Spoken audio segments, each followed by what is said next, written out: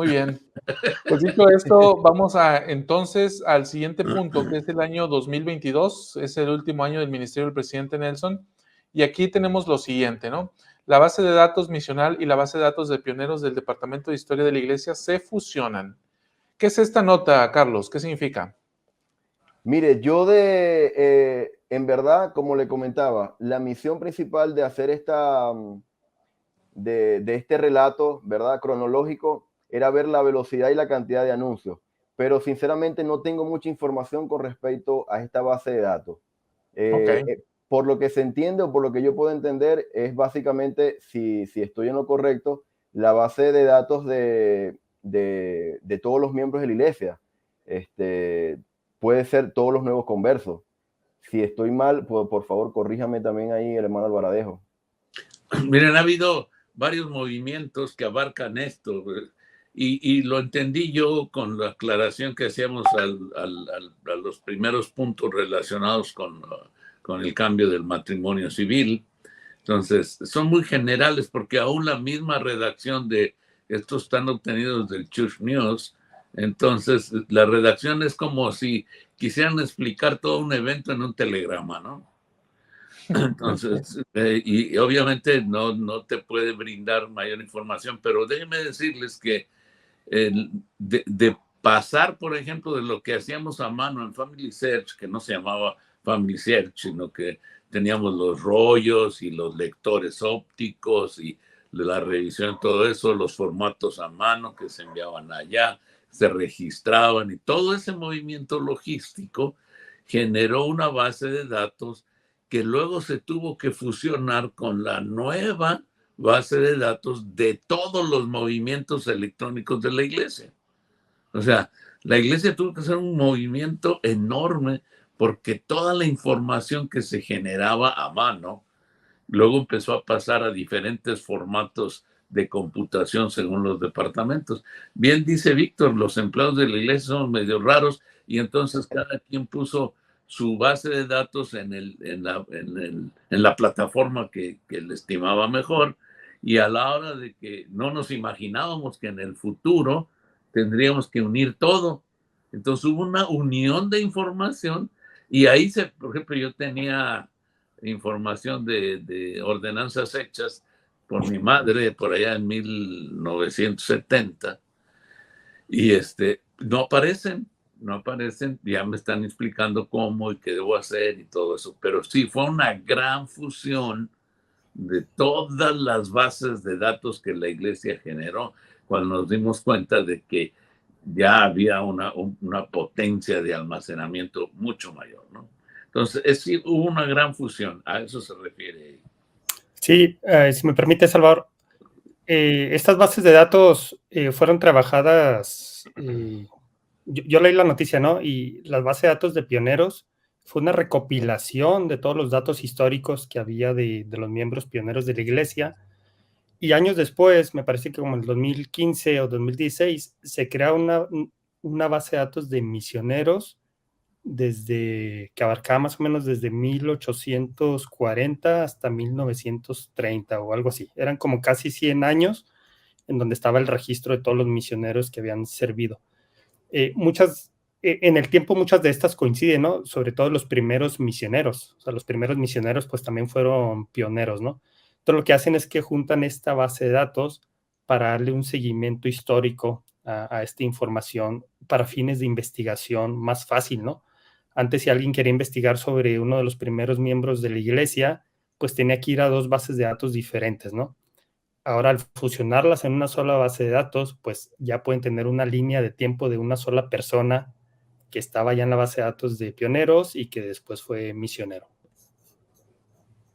Muy bien, pues entonces ahí está este punto sobre este tema que preguntaba yo. Lo siguiente que nos presenta la información es que el presidente Nelson alcanza un hito, ¿no? Del total de 100 templos anunciados desde que él se convirtió en profeta, y con esto pasa a ser algo histórico, ¿no? Se publica también el tercer volumen de Santos, se anuncia que el ajuste de diezmos deja de ser tal y ahora lo llamamos declaración de diezmos. También se publica una nueva guía para la fortaleza de la juventud basada en principios. Muy interesantes estos puntos, ¿eh? Sí, por ejemplo, si buscáramos un por qué y un cómo, como mencionaba Carlos acerca de la pregunta, esto de los diezmos, yo me declaro totalmente no entiendo todavía cuál fue el cambio, pero me parece como más, más elegante, ¿no? Declaración de diezmos que el ajuste de diezmos. Sí. Entonces, Sí, no sé, declaración, yo estoy declarando. En el otro me estás apretando. de hecho, recuerdo más o menos el texto de la carta donde se hace el anuncio respectivo y precisamente aludía a eso que usted está diciendo, ¿no? En el que el miembro de la iglesia iba y presentaba una declaración ante el Señor, cómo él se declaraba ante el Señor en lugar de cómo te están ajustando a ti, ¿no? Que ya usted lo ilustró de una manera muy, muy visual, ¿no? Entonces, me parece un cambio bastante interesante, pero al final de cuentas se sigue reduciendo a ¿cómo le decimos cuando son íntegros, ¿no? ¿Íntegro? ¿Parcial? O íntegro parcial, ¿no? No sé si hay otra No, opción. hay otro que es exento. Exento, ok. Entonces, finalmente la respuesta sigue siendo la misma. ¿Y quiénes son los exentos? Por ejemplo, las mamás que no tienen un trabajo de paga, porque nosotros como papás no les pagamos, las ponemos a chambear recte bien, pero no les pagamos. ¿Verdad? Y entonces, como ellas no son exentas, no se les considera que deben pagar 10. Bien, ¿alguna otra acotación que quisieran hacer, Víctor y Carlos? Lo del manual o el libro para la fortaleza de la juventud, como bien lo explica ahí, basado en principios, sí hay grandes diferencias entre el anterior y este, ¿no? En el anterior decía de manera literal las cosas que los jóvenes tenían que hacer y no hacer, y en este no, en este se deja más si te encuentras en esta situación, pide ayuda a tu Padre Celestial y Él te podrá dirigir, ¿no? Entonces se apela más al principio de la revelación personal. Y porque además hay temas que van a seguir surgiendo y que no están escritos, ¿no? Y a veces cuando no están escritos pensamos que está bien o le podemos dar la interpretación que queramos, ¿no? Entonces, yo creo que uno de los principios en estos cambios que hubo en este manual o en este libro para la fortaleza de juventud es, a ver, cualquier duda que tengas, puedes acudir al Padre y Él va a estar ahí siempre para ti. Y a mí me parece que es una muy buena medida, ¿no? Estos cambios de que los jóvenes sepan desde su juventud, valga la redundancia, a acudir al Señor para este tipo de cuestiones. También dice que pueden acudir a sus padres y a sus líderes, desde luego. Ahora, esto cambio y tratando de responder también a la pregunta de la hermana del por qué, y yo también soy alguien que trato de entender el porqué de las cosas en cuanto a la fortaleza, esta nueva guía para la fortaleza de la juventud basada en principios y no en un sistema de reglas.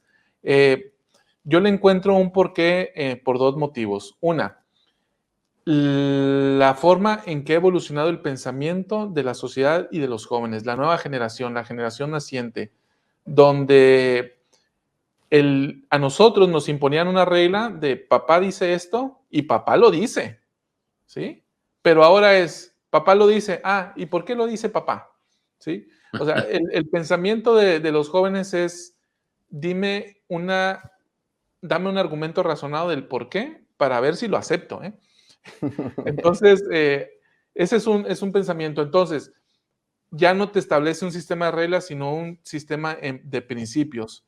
La segunda razón que yo encuentro es, al basarse en principios, está haciendo un énfasis en la necesidad de recibir revelación, en un énfasis de que sean capaces de decidir y gobernarse por ellos mismos o por nosotros mismos, que esto es justamente uno de los principios rectores sobre los cuales se estableció el fundamento de esta iglesia en su organización mediante el profeta José Smith, cuando él precisamente le hicieron la pregunta donde él dice, bueno, ¿cómo le haces para gobernar a tantos?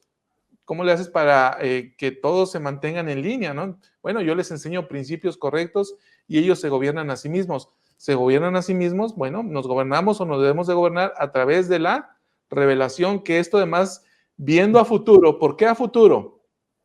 El presidente Nelson enseñó que la única forma de resistir en los días futuros será mediante la guía orientadora, consoladora del Espíritu Santo. Entonces, la iglesia del Señor se ha de dirigir de acuerdo con los principios de la revelación, y los integrantes de la iglesia que ha de estar de pie sobre el milenio tienen que ser capaces de seguir, de reconocer y de seguir las impresiones del Espíritu.